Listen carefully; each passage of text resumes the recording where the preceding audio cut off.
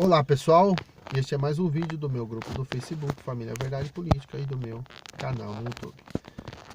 Eu vou tentar aqui fazer mais um vídeo para concluir o assunto: por que as famílias se desintegram, por que os casamentos terminam, acabam, né? Por que dá errado, né? Se você conheceu a pessoa, você estava ali apaixonado, você queria viver com aquela pessoa pro resto da vida, e quando foi morar debaixo do mesmo teto, você viu que a história não era bem daquela forma que você pensava. Eu li um texto em Coríntios dizendo que o amor jamais acaba. Então, se o casamento acabou, é porque não teve amor. O amor verdadeiro de Deus não estava dentro do coração. Não estava. E eu li também Romanos capítulo 5, versículo 5, que diz: a esperança não traz confusão, porquanto o amor de Deus está derramado em nosso coração pelo Espírito Santo que nos foi dado. Então, a esperança não traz confusão, né? A esperança não traz confusão, porque o amor de Deus está derramado em nós, né? Então, quando o amor de Deus está derramado em nós, nós conseguimos construir a nossa família de uma forma saudável. Então, o amor distorcido, o entendimento errado do que é o amor, né? O amor falso, que nós podemos chamar de sensualidade, que é um sentimento pecaminoso, um sentimento errado, distorcido. A falta de honra aos pais, a desonra aos pais, a falta de considerar o conselho de uma autoridade espiritual, de uma pessoa madura espiritualmente que pode te orientar. Às vezes, na falta de um pai, tem uma pessoa que ali você tem consideração, uma pessoa espiritualmente madura que pode te ajudar, orientar você. Às vezes, você não considerar esse conselho pode te levar, né, a ter um casamento que dê errado. A bênção do governo, né, a bênção sexual, né? Por que os casamentos terminam? Muitas coisas também podem levar a gente a ter um casamento que termine. São Aqui eu falei de escolhas nossas, né? A primeira parte, todos esses tópicos que eu usei, eu falei das nossas escolhas, aquilo que nós escolhemos. E isso pode fazer o nosso casamento dar errado, né? Certamente vai dar errado. E agora eu quero falar sobre heranças espirituais, heranças morais. Por exemplo, pessoas que são filhos de pais separados, né? Eles conhecem uma pessoa, casa, né? E quando casa começa a ter muitos problemas no relacionamento e você percebe que há uma luta, um clima difícil dentro do lar, né? Tentando fazer você separar, né? Tentando fazer você largar da sua esposa, né? Então nós também podemos ser atingidos, né, por esta falta de cobertura dos nossos pais, né? Se os nossos pais falharem no casamento deles, se nós não nos submetermos à palavra de Deus, certamente o nosso casamento também vai dar errado, tá? Porque nós recebemos heranças, né? Herança emocional, herança espiritual, herança moral, né? Por exemplo, se você cresceu vendo o seu pai largou da sua mãe e depois que ele largou da sua mãe ele teve um monte de mulher. Aí você casa, às vezes tudo certinho, bonitinho. Daqui a pouco você começa a ter os problemas da vida que vão acontecer. Quando o inimigo sugerir para você, ó, separa, larga. Se você não tiver resolvido essa emocionalmente, espiritualmente, essa questão dessa herança que você recebeu dos seus pais, você vai ter dificuldade de enfrentar esse problema e você vai acabar repetindo o erro dos seus pais, né? Por que isso acontece? Porque muitas vezes os nossos pais nos feriram com as suas atitudes, com as suas decisões erradas. E quando eles nos feriram, causou um trauma. E a gente cresce, a gente se desenvolve e tal, e vai tentar montar a nossa família, mas o trauma está lá.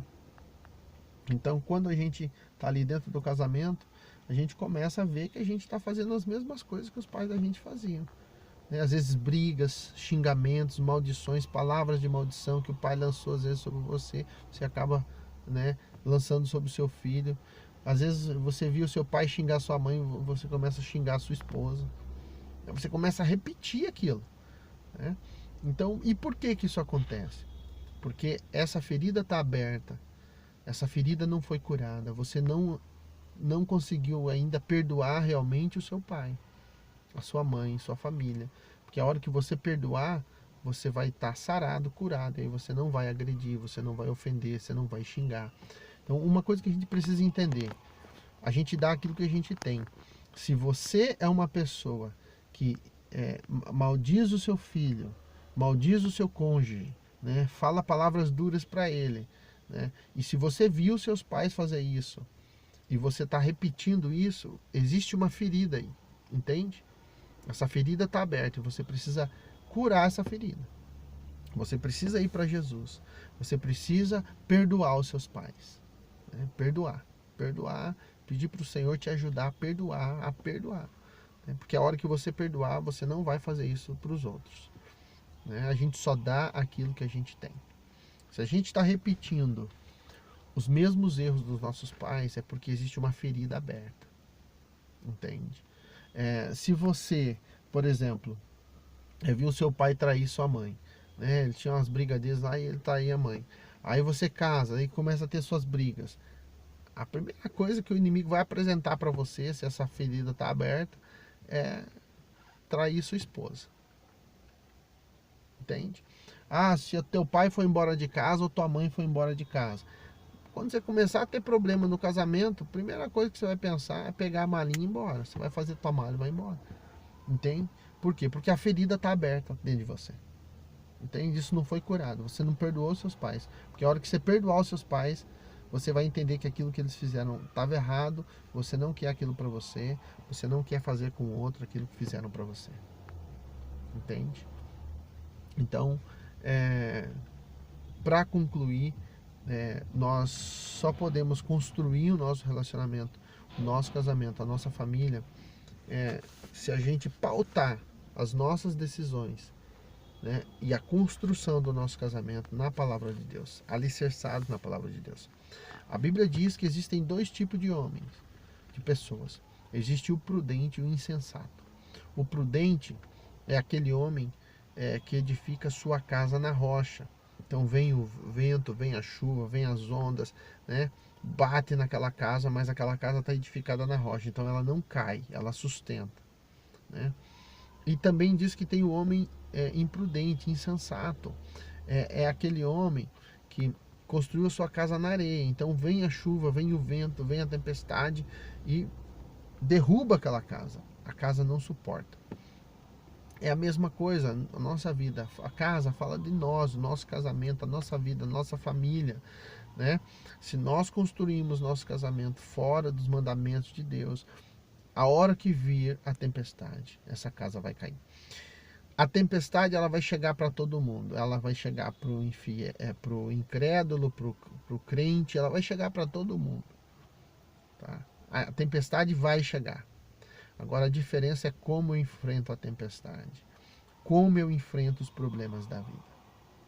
Né? Eu vou enfrentar rejeitando como me rejeitaram, como os meus pais me rejeitaram. Eu vou enfrentar abandonando a minha família como meus pais abandonaram. Ou eu vou lutar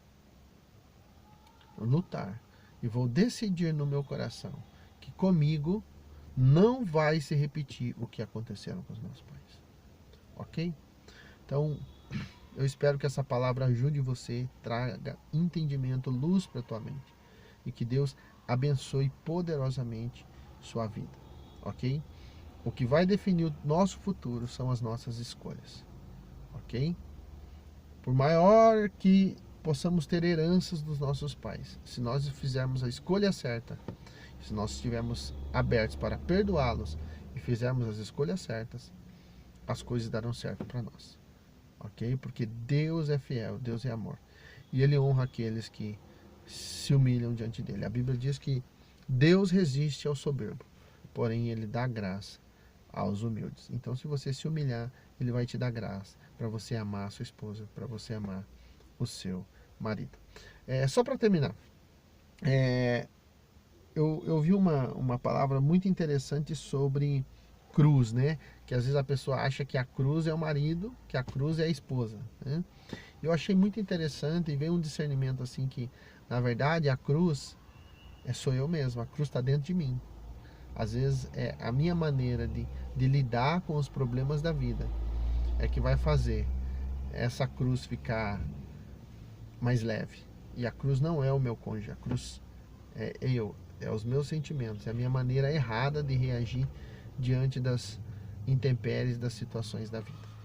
Ok? Então é isso aí. Deus abençoe você, Deus abençoe sua vida, Deus abençoe a sua família. Se arrependa, se humilhe, peça perdão, corrija, libere perdão, receba o perdão de Deus.